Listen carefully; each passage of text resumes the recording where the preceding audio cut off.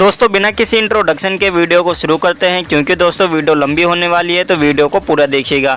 जैसा कि दोस्तों आपको पता है, भारत और जो अमेरिका ये दुनिया के ऐसे बड़े एवं महत्वपूर्ण देश है जहां पर प्रजातांत्रिक देश भी है। और जैसा कि आपको पता है, जो अमेरिका है ये एक डेवलप कंट्री है और जो भारत है ये एक विकासशील देश है। इसके अलावा दोस्तों अगर आप वर्ल्ड मैप में देखें तो इंडिया और जो यूएसए है अमेरिका, इनकी जो स्थिति है काफ़ी अलग अलग है, लेकिन दोस्तों इनके बीच ऐसे कई सारी समानताएँ असमानताएं जिनमें हम इनके रिलेशनशिप जो इनके दोनों के बीच संबंध है वो ऐतिहासिक रूप पे, सामाजिक रूप से, भौगोलिक व राजनीतिक संदर्भ के रूप में पढ़ने वाले हैं। इस वीडियो में दोस्तों हम जब से इंडिया आज़ाद हुआ था 1947 में, तब से लेकर 2011 तक के इनके बीच में जो भी संबंध रहे उन सभी संबंधों का मूल्यांकन करेंगे। यहाँ पर दोस्तों आप देख सकते हैं जो इंडिया और यूएसए का जो पीरियड है ये 1947 से लेकर 2011 तक का हम पढ़ने वाले हैं। सबसे पहला जो काल है दोस्तों 1947 से लेकर 1954 तक है, जिसे हम संदेहात्मक प्रारंभ काल कहते हैं। इस काल के अंदर दोस्तों इन दोनों कंट्रियों में काफ़ी डाउटफुल कंट्रीज या डाउटफुल सिचुएशन थी, जिस वजह से दोस्तों इस काल को संदेहात्मक काल कहा जाता है।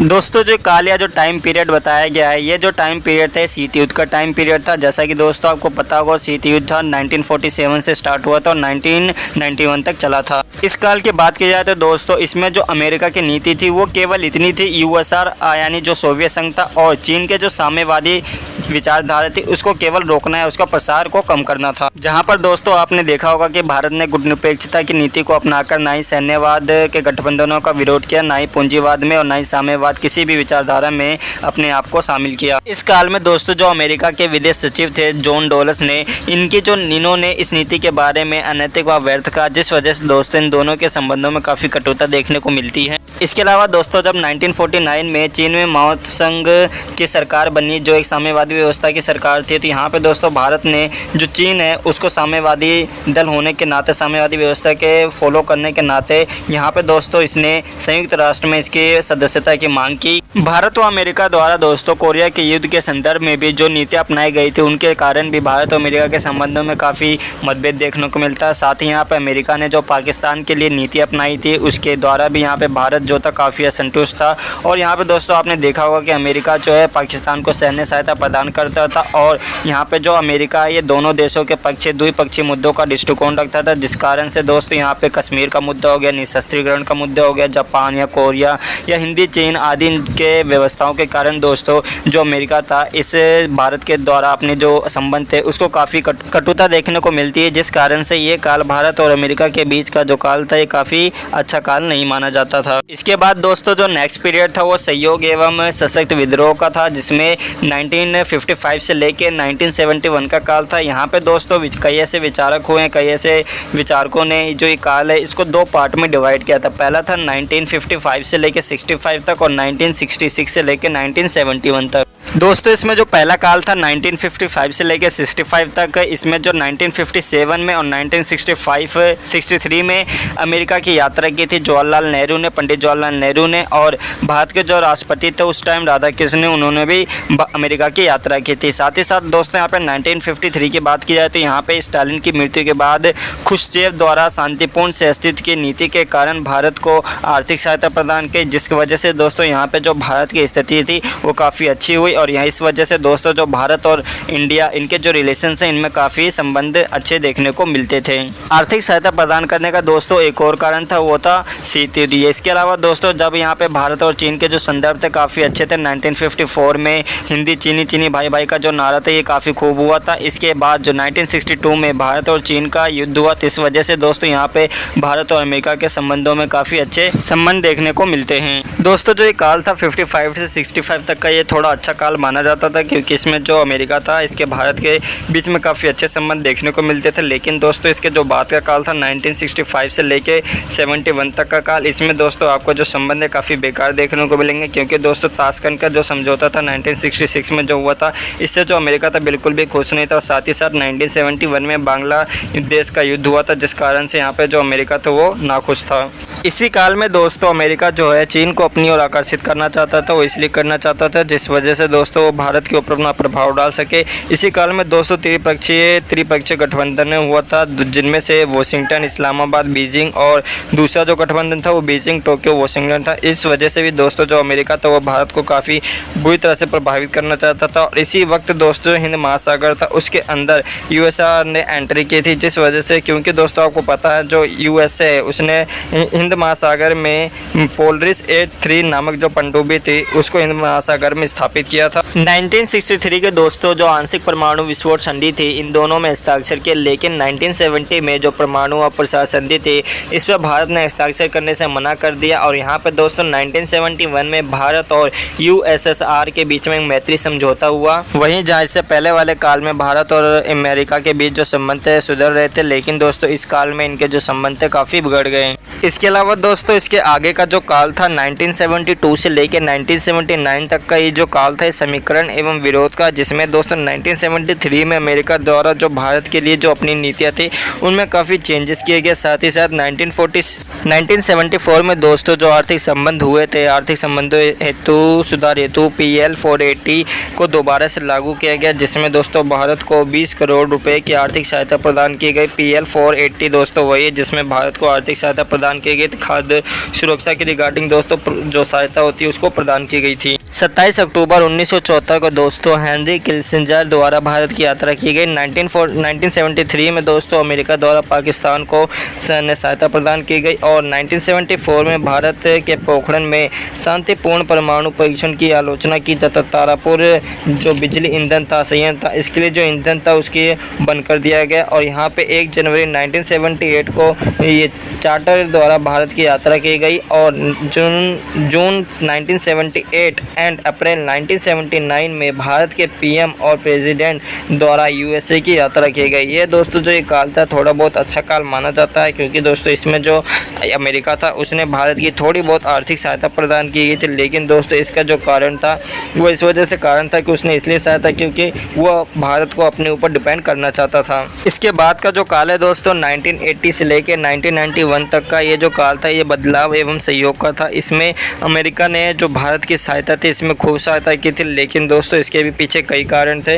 हो सकता है दोस्तों यहाँ पे आपको वीडियो थोड़ी फास्ट लग रही हो, लेकिन दोस्तों अगर आपको अच्छी इन्फॉर्मेशन चाहिए तो इसके लिए आपको बुक ही पढ़नी पड़ेगी। यहाँ पे दोस्तों आप केवल नोट से अपनी इन्फॉर्मेशन ले सकते हैं कि एक ब्रीफ इन्फॉर्मेशन ले सकते हैं कि इसमें क्या क्या आपको पढ़ना पड़ेगा। दोस्तों जो ये काल थे ये इंदिरा गांधी का काल था। इसके अलावा अमेरिका में दोस्तों 1980 से लेकर 1992 तक का रीगन और जॉर्ज बुश का सरकार थी। और यहाँ पे इंदिरा गांधी की सरकार की बात की जाए तो 1980 से लेकर 84 तक थी। राजीव गांधी की जो सरकार थी 1984 से लेकर 1988 तक थी।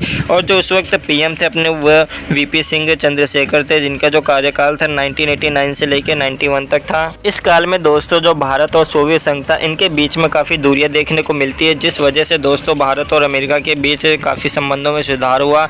इसके अलावा जो अन्य देश थे और जो भारत जो अन्य देश थे, चाहे वो USSR हो गया चाहे अमेरिका हो गया, वो भारत को पिछलग्गू देश की दृष्टि से देखते थे। यहाँ पे दोस्तों मार्च 1985 में USSR सोवियत संघ में गोरबाचोव के सत्ता के आने से जो भारत और सोवियत संघ की जो नीति थी उसमें परिवर्तन देखने को मिलता है। साथ ही साथ जो सोवियत संघ द्वारा सोवियत अमेरिका एवं सोवियत चीन के जो संबंध थे उनमें काफ़ी बढ़ोतरी देखने को मिलती है। इस काल में भारत और जो USA द्वारा सैन्य प्रशिक्षण भी हुए, जिनमें भारत को अत्यधिक लाभ भी हुआ। इस काल में आपसी यात्राओं की दृष्टि से कई प्रमुख राजनेताओं ने यात्राएं की। भारत की ओर से इंदिरा गांधी व राजीव गांधी के अलावा रक्षा मंत्री KC पंत व शरद पवार ने अमेरिका की यात्रा की। साथ ही साथ अमेरिका की तरफ से भी 2 विदेश सचिवों ने 1986 से लेकर 1988 में उपराष्ट्रपति जॉर्ज बुश एवं कई उच्च अधिकारी ने यात्रा की। दोस्तों जो ये काल था ये काफ़ी अच्छा काल माना जाता था 1980 का काल। इसमें जो अमेरिका था, अमेरिका ने भारत को कई सारे आर्थिक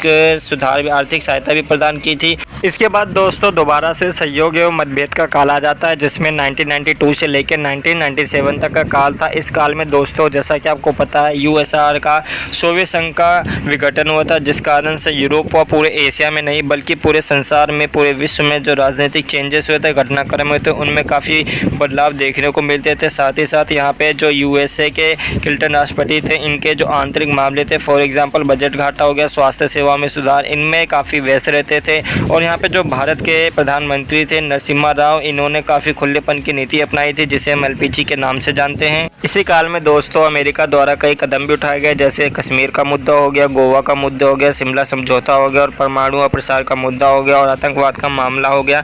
इनके ऊपर भी दोस्तों अमेरिका ने कई कठोर कदम भी उठाए थे जिससे भारत के जो संबंध थे उनमें काफ़ी कठोरता देखने को मिलती है। इसके बाद का जो काल था दोस्तों 1998 से लेकर 2011 तक का काल, यहाँ पे मतभेद परंतु संयम का काल था। इसमें दोस्तों जो अमेरिका था काफ़ी सुधरे तरीके से या काफ़ी अच्छे तरीके से अपने भारत के साथ व्यवहार करता था। जो आर्थिक सुधार थे उनको काफ़ी आर्थिक सहायता प्रदान की गई भारत को अमेरिका के। 1998 में दोस्तों 11 और 13 मई को भारत सरकार ने पोखरण का परीक्षण किया, जिस वजह से दोस्तों अमेरिका ने इसका विरोध किया।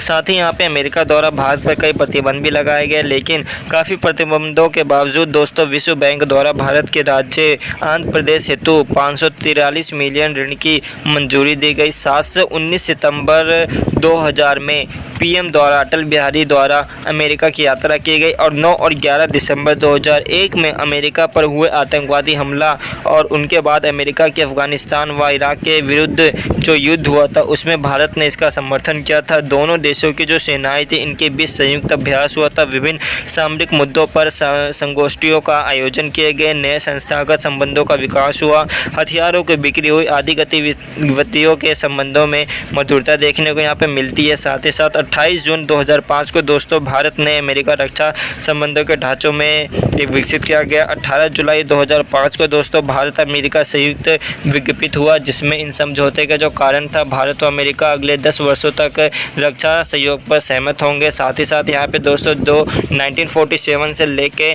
2011 का जो निष्कर्ष निकलता है कि इन दोनों में क्या मतभेद हुए, क्या क्या संबंध हुए। तो पहला जो निष्कर्ष है कि दोनों के जो मध्य विवाद का मुख्य कारण उनकी अंतर्राष्ट्रीय भूमिका व क्षमता के आकलन को लेकर रहा है कि अमेरिका प्रारंभ से ही एक बड़ी शक्ति होने के नाते भारत के प्रति अवरोधन या पिछलग्गू राष्ट्र के जैसा व्यवहार करता रहा है। उसके साथ ही मित्रता के रूप में सहयोग करने के लिए जो सहमत नहीं होता था वो केवल मित्रता का ढोंग करता था और जिससे 1980 का दशक था ये इसको अपवाद माना जाता है, क्योंकि 1980 में दोस्तों अमेरिका ने भारत की काफ़ी मदद की थी।